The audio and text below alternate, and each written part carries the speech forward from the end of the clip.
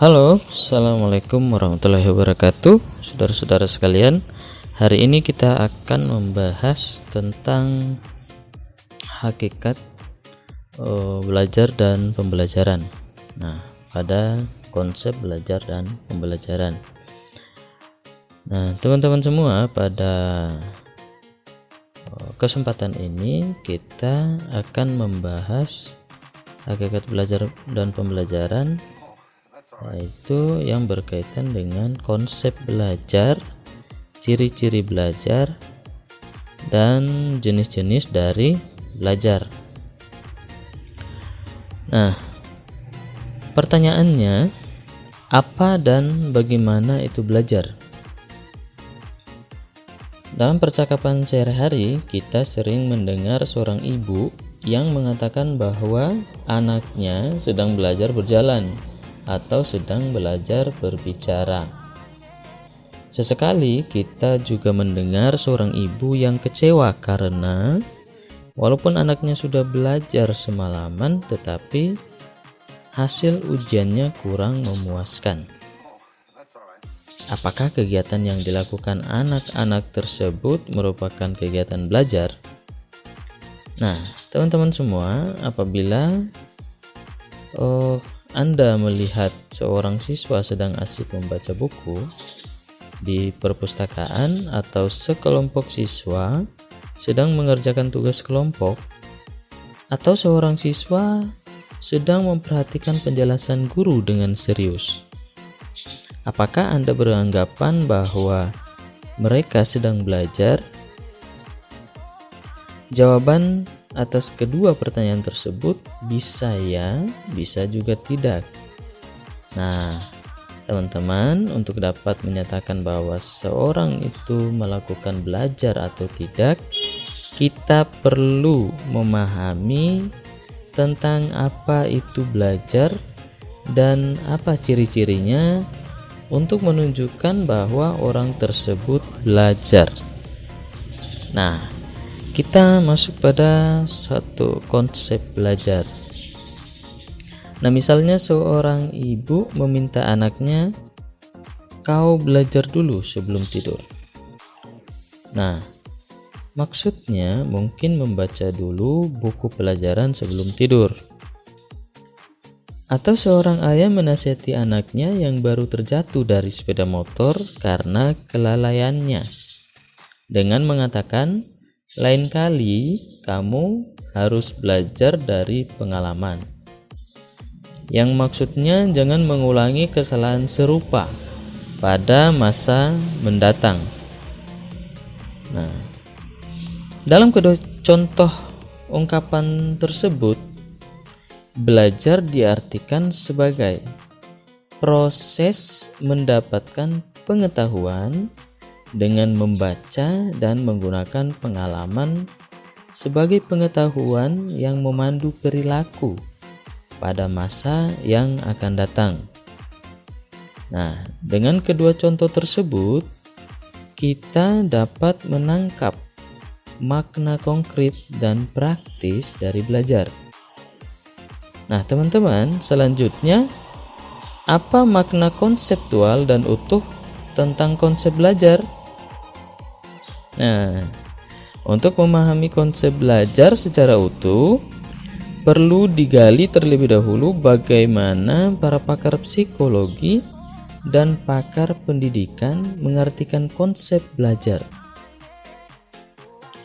Pandangan kedua kelompok pakar tersebut sangat penting karena perilaku belajar merupakan ontologi atau bidang telaah dari kedua bidang keilmuan itu.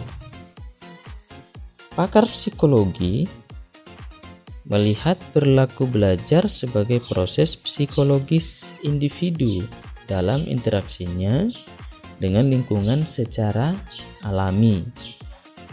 Nah, sedangkan pakar pendidikan melihat perilaku belajar sebagai proses psikologis pedagogis yang ditandai dengan adanya interaksi individu dengan lingkungan belajar yang disengaja diciptakan.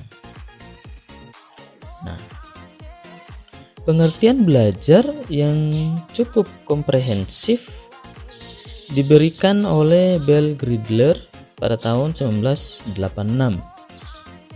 Nah, Bell Gridler menyatakan bahwa belajar adalah proses yang dilakukan oleh manusia untuk mendapatkan aneka ragam kompetensi, skill, dan attitude. Nah, teman-teman sekalian, kemampuan atau kompetensi, keterampilan, dan sikap diperoleh secara bertahap dan berkelanjutan. Nah, mulai dari masa bayi sampai masa tua, melalui rangkaian proses belajar sepanjang hayat. Rangkaian proses belajar itu dilakukan dalam bentuk keterlibatannya dalam pendidikan informal, keturutsertaannya dalam pendidikan formal, atau pendidikan non-formal. Nah, kemampuan belajar inilah yang membedakan manusia dari makhluk lainnya. Belajar sebagai proses manusiawi memiliki kedudukan dan peran penting, baik dalam kehidupan masyarakat tradisional maupun modern. Pentingnya proses belajar dapat dipahami dari tradisional atau local wisdom, filsafat, temuan penelitian dan teori tentang belajar. Tradisional atau local wisdom adalah ungkapan verbal dalam bentuk frasa, peribahasa, adagium, maksim, kata mutiara, petatah, petitih, atau puisi yang mengandung makna eksplisit atau implisit tentang pentingnya belajar dalam kehidupan manusia. Nah, sebagai contoh, Iqra bismi rabbikal ladzi khalaq. Bacalah alam semesta ini dengan nama Tuhanmu. Nah, atau belajar sampai ke negeri Cina sekalipun. Nah, dalam arti belajarlah tentang apa saja, dari siapa saja, dan di mana saja. Kemudian, bend the willow when it's young. Didiklah anak selagi masih muda. Nah, atau berakit-rakit ke hulu, berenang-renang ke tepian. Nah, belajar lebih dahulu nanti akan dapat menikmati hasilnya. Kemudian, saudara-saudara sekalian, teman-teman, selanjutnya adalah ciri-ciri belajar. Dari beberapa pengertian tentang belajar, sangat jelas bahwa belajar tidak hanya berkenan dengan jumlah pengetahuan, tetapi juga meliputi seluruh kemampuan individu.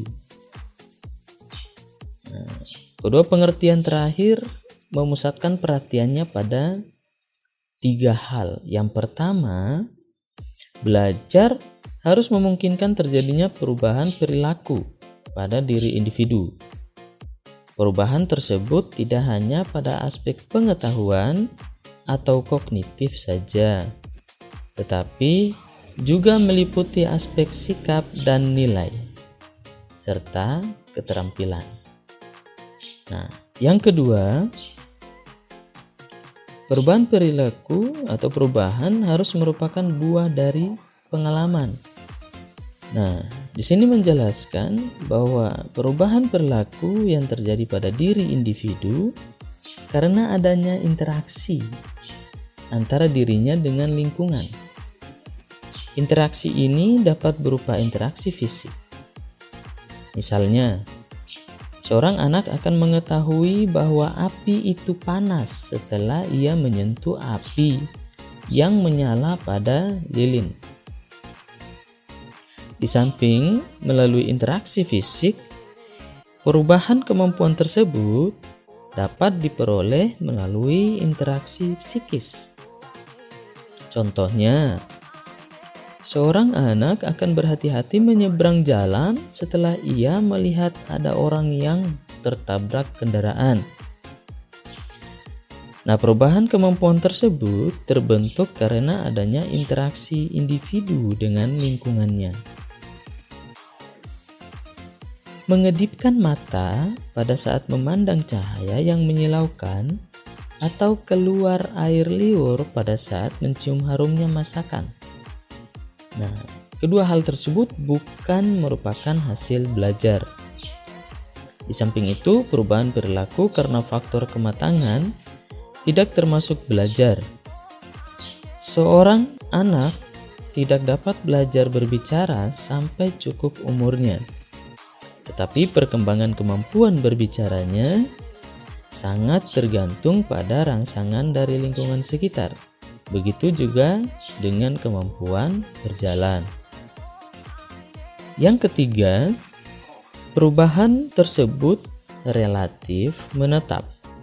Maksud dari perubahan tersebut relatif menetap adalah perubahan perilaku akibat obat-obatan, minuman keras, dan yang lain tidak dapat dikategorikan sebagai perilaku hasil belajar. Seorang atlet yang dapat melakukan lompat galah melebihi rekor orang lain karena minum obat tidak dapat dikategorikan sebagai hasil belajar. Nah, perubahan tersebut tidak bersifat menetap. Perubahan perilaku akibat belajar akan bersifat cukup permanen. Nah, pada gambaran tersebut, karena ada penggunaan obat yang dapat mempengaruhi reaksi tubuh pada saat tertentu. Nah, hal tersebut tidak bisa dikatakan sebagai perubahan dari belajar yang bersifat cukup permanen karena pengaruh dari obat-obatan tersebut hanya bersifat sementara. Baik teman-teman, kita lanjut pada jenis-jenis belajar.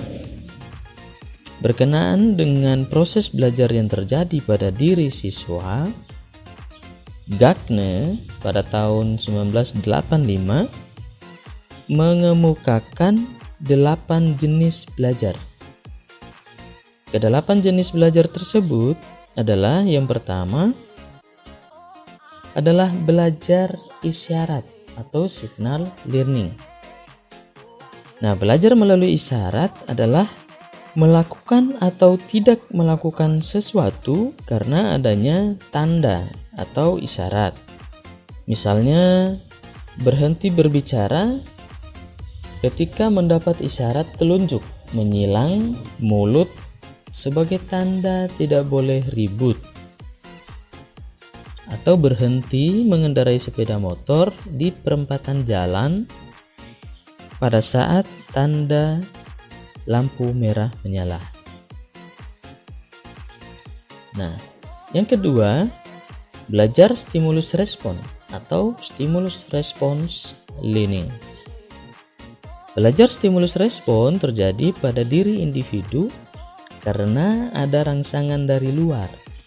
Misalnya, menendang bola ketika ada bola di depan kaki, berbaris rapi karena ada komando, atau berlari karena mendengar suara anjing menggonggong di belakang dan sebagainya.